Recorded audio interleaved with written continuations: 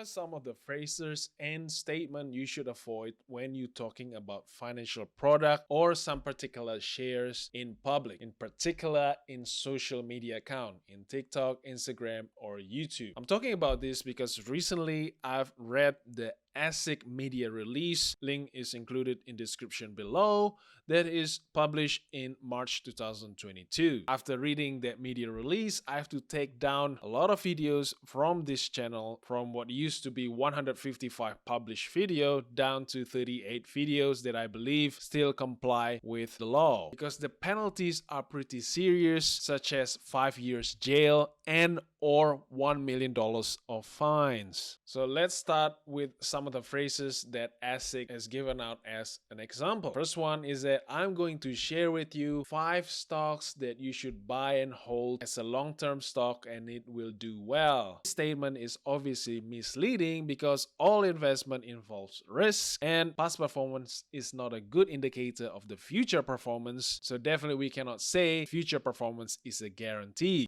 A similar statement is that this ETF will give you a guaranteed positive return. And I understand it's pretty hard in the social media because YouTuber will have a clickbaity type of thumbnails and Instagram and TikTok influencers will definitely have to have a really strong, unique voice in their content. Otherwise, people will see it boring and they just skip ahead to find the next content. The next very common statement is that top 5 high growth stock that will skyrocket right now, or this dividend ETF is a buy and hold forever. That's definitely a misleading because the influencer is neglecting pointing out all the risks and terms and conditions that involves owning that particular stock or particular financial product. This is the mistake I've done with this channel, is that apparently from my understanding I cannot say a particular management fee for say an ETF or some LIC structure. I cannot say whether it's expensive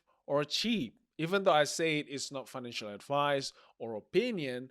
But by saying it's expensive or it's cheap, I have given out an advice, and that is something that I need to do having a financial services license. Although the intention is good, is that I'm trying to say to people to get the management fee for a particular ETF or LIC as low as possible, but labeling it as cheap or expensive, it needs further context and understanding of the legal requirement. The other mistake I've done is that I've done a lot of comparison videos looking at the performance, and although I put up the disclaimer, those comparison videos could be considered a financial advice. If I don't have financial services license, I should stay away from comparing those performances. What we can do, and it is a good general guideline, is that we can provide factual and accurate, neutral, and balanced statement to everyone in the social media. And I think I've done that well in my video about margin lending, where I just laid out the information from ComSec